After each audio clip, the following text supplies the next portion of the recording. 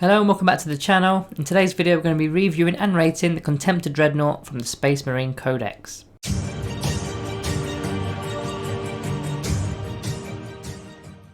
Before we dive in, today's random shout out is for Tonya Patrick for the comment left on the Primaris Captain video we did recently, so shout out to you. And if you want to get randomly selected for a shout out, it's very easy, just get involved in the comments below. As for today's video, we're going to be reviewing the Contemptor Dreadnought. So it's one of your elite options at 8th power level or 150 points. It comes with the Dreadnought keyword along with being core and a vehicle. So enough to interact with there. As for the stat line, movement of 8 inch, weapon skill 3+, ballistic skill 3+, strength 7, toughness 7, wounds 9, attacks 4, leadership 8 and a 3+ save. So not as tough as the other dreadnoughts with toughness 7, not toughness 8, but has a slightly better strength value of 7 and more wounds than the standard dreadnoughts with its 9 wounds. Also, it's slightly more agile with 8 inch movement. It's also worth pointing out that the stat line does not degrade like some of the other dreadnoughts. It carries the Angels of Death ability, although Shock Assault and Combat Doctrines are the only ones that work, as it's a vehicle and it's not going to be failing any leadership. It's then got Atomantic Shielding, which is 5+ invuln save, so no other dreadnoughts have an invuln save except for the Space Wolf variants with access to Storm Shields. It has Duty Eternal, which is quite standard for dreadnoughts. It's going to be a -1 to all damage taken. Then it explodes when destroyed on a roll of a 6. And anything within 3 inches suffers 1 mortal wound, so it's not a huge explosion there. It then comes with the following Wargear. It's got a Combi Bolter, a Multi-Melter and a Dreadnought combat weapon, so let's check those out. So the Combi Bolter is quite basic, you're getting 2 shots at 24 inch range or 4 shots at rapid fire range. Strength 4, no AP and 1 damage, nothing too fancy there. It may pick off some lightweight models at best. It's a -1 AP weapon in turn 2 and optionally turn 3 if you select to keep hold of the Tactical Doctrine. The Multi-Melter of course is something to be feared in this edition. 24 inch range, heavy 2, strength 8, -4 AP and the damage is D6 or D6 +2 if you're firing within half range, which will be 12 inches. It's only a mid-range weapon so it requires some sort of movement, but as this is a vehicle model there's no -1 to hit penalty even though it's a heavy weapon. Then with 2 shots you'd hope to at least get 1 to wound.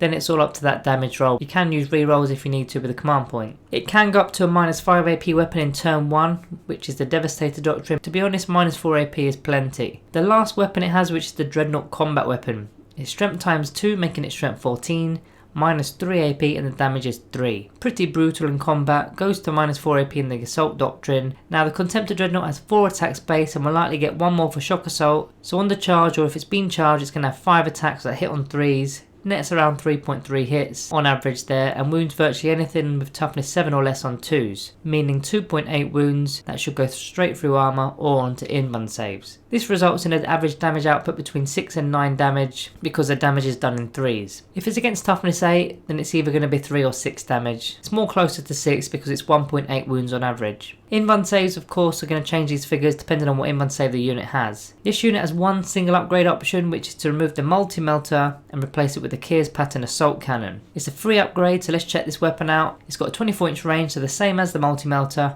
It's heavy 6, strength 7, -1 AP and 1 damage. Now I'm not a fan of these high strength with low AP and low damage weapons. This edition these weapons seem to be caught in no man's land as they don't do much damage to multi-wound units, yet they're overpowered for basic horde infantry, and against more elite infantry with power armor or terminator armor they don't really do enough. So let's look at the figures anyway. So you get 6 shots that hit on 3s, it's 4 hits on average. That's the easy part. Against weak toughness 3 units such as Guardians, it's doing just above 3 wounds on average and should kill 3 of them. Against toughness 4 models such as Space Marines it's closer to 2.5 wounds, so after the saving throws are done it's like to remove a single wound from a Marine. It's slightly over half, so if you're lucky you may remove the actual Marine model. Toughness 5 and toughness 6 has the same outcome, there's no difference there. Then toughness 7 you now wound on 4s, so you're likely to do a single damage, and that will be against something with a lot of wounds, so it's not going to really dent it that much. Then toughness 8 it's not really worth looking at. Basically the weapon at the moment is garbage in my opinion. The only advantage it has over the Multi-Melter is the fact that you can kill a few extra toughness 3 Guardians or a few extra Orc Boys in a given shooting phase, but compared to all the disadvantages it's not really usable currently. It does go up to a -2 AP weapon in turn 1, but at 24 inch range you may not even get to select your prime targets in that turn, if there are even any prime targets in the game at all. So for me, you keep the stock load out with the Multi-Melter, it's much more dangerous, and even if you had the urge to shoot melters at Orc Boys, you're still going to remove 1 on average. Obviously you're not going to be doing this, it's not that far behind the Keir's Assault Cannon even on those horde units. So moving into some stratagems, we'll talk about chapters and what stratagems each chapter could offer this dreadnought. So firstly you got the Wisdom of the Ancients for 1 CP, used in the command phase. You select your dreadnought, and until the next command phase, that model is either gaining the Rites of Battle ability or the Tactical Precision ability shown on the screen now. So the Rites of Battle is while a friendly core unit is within 6 inches of the model, each time they make an attack you reroll 1s to hit. Then Tactical Precision is the exact same thing but 1s to wound. So it's what the captains have and what the lieutenants have effectively. So this one for me is pretty big. It means you don't need to have a captain or a lieutenant within the battle to gain the abilities, and as the Dreadnought has the core keyword, he's also going to benefit. Rites of Battle in particular could be great for a multi-melter or a combat weapon, because you're likely going to be wounded on 2s a lot of the time anyway, so the hit rolls is where you're going to maybe lose some dice.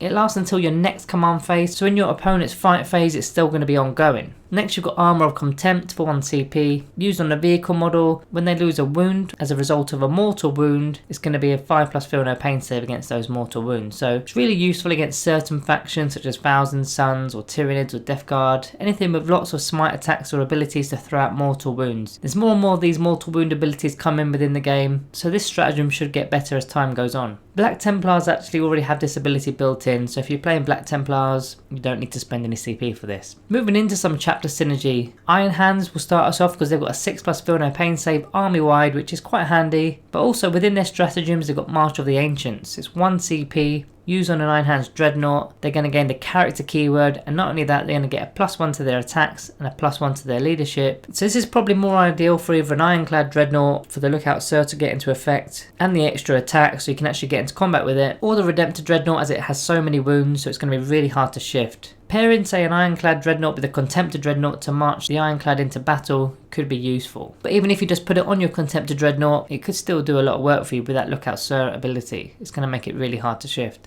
And if you've got a multi-melter in there, that means that multi-melter is lasting longer in the game. And of course the Strength 14 combat weapon of 2. They've also got Wrathful Machine Spirit for 2 command points, so use this in the shooting phase or the fight phase on an Iron Hands vehicle, and until the end of the phase, when resolving an attack by the model, you can reroll the hit rolls. So you're simply rerolling hits here. Now if you were desperate, it means you could put the Wisdom of the Ancients on him to have the reroll 1s to wound ability with tactical precision, and then use Wrathful Machine Spirit for the rerolls to all hit rolls. Then you're virtually barely missing anything. It would be more effective in combat as you've got more attacks there versus the multi-melter with only 2 shots. Moving into Salamanders, they've obviously got all their forged in battle stuff, so they're rerolling 1 wound roll per turn. But they've also got a stratagem which is Crucible of Battle. It's 1 command point, using the shooting phase or the fight phase on a Salamander core unit. When it's chosen to shoot or fight until the end of the phase, you're going to add 1 to the wound rolls. Now this thing's already got strength 14 or strength 8 with the multi-melter, but against toughness 8 in particular, it normally would be wounded on 3s, it's now going to go down to 2s. And as already mentioned, if you're combining that with Forged in Battle to reroll 1 single wound roll, again you're barely missing. Dark Angels as always has the Grim Resolve, so remaining stationary means you're hitting on 2s with ranged weapons. And with Space Wolves, they hit on 2s in melee with the Hunter's Unleashed ability, and they also allow for your Dreadnought to heroically intervene as if it was a character. Blood Angels with their red first get a +1 to wound rolls in melee and a +1 to charge, so you're always wounded on 2s in any situation if you're charged or were charged, even against toughness 8. They also get more attacks in the Assault Doctrine with Savage Echoes, which means 6 attacks on the charge. Now earlier we mentioned that Black Templars have a 5+ feel no pain against mortal wounds, and with their Righteous Zeal ability, they can also carry the ability to reroll a charge roll, which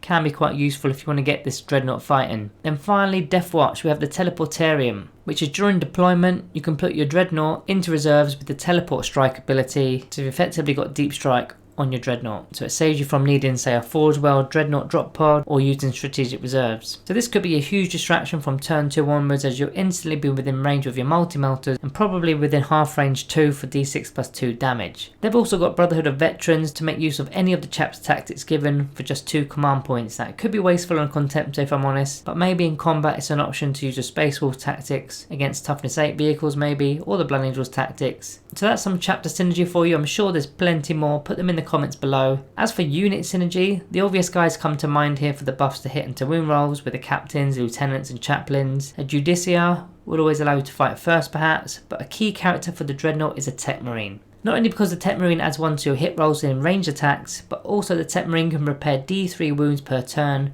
all while making use of the Lookout Sir ability, and of course the Dreadnought is a vehicle, so combined with Duty Eternal and the Tech Marine, it's going to be making your Dreadnought stay up a lot longer. You can pump up your Tech Marine even further by making him a Master of the Forge, so that the D3 wounds repaired becomes a flat 3 repaired. He also then has access to a Warlord trait and a Relic, so the trait actually gives your nearby Dreadnoughts a +1 strength and a +1 attack. which would be strength 15, but another attack is also nice, and the relic beefs up the Tech Marine in combat, so that's also good too. Librarians also have a bit of play if you wished. They've got the Veil of Time, so you can use this to reroll advanced and charge rolls for your Dreadnought, and also they can fight first. Then Might of Heroes, which you can put on a core unit such as your Dreadnought. It's going to give them a +1 to strength, +1 toughness, and a +1 to the attacks characteristics. That one could be pretty beefy on a Dreadnought. They're the two I'd consider using out of the psychic abilities. So getting into the summary, starting off with the good. They're slightly quicker than the other Dreadnoughts with 8-inch movement. They've got a 5+ invuln save, which is also really solid, which makes this Dreadnought quite unique over the others. It's got a non-degrading stat line, which is another good trait to have. Then it's got a strength 14 melee weapon, which is very handy, wounds most things on 2s. It's got good synergy due to being a core unit. It's also got good synergy with some of the chapters, Blood Angels, Space Wolves, Iron Hands in particular.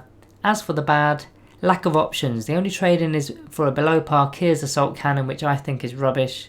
I'd never take it. It's just got lack of options in general. It's also quite pricey versus the other Dreadnoughts for what it does. And then other Dreadnoughts just have a bit more about them. Like the Redemptors have tons of weapons, especially at range. Ironclads are a beast in combat. So the last bad point is, other than the Forge World, Dreadnought Drop Pod or Strategic Reserves, they're kind of left to go on foot and there's no real quick way into a fight now. But maybe you would prefer to be shooting at range, but if you wanted to get in a fight, it's not straightforward, you've got to walk. So getting into the rating, I'm torn between two ratings here. I'm torn between a 2.5 and a 3. I'm going to go with the 3 for now because that invuln save keeps its head above water over the other options.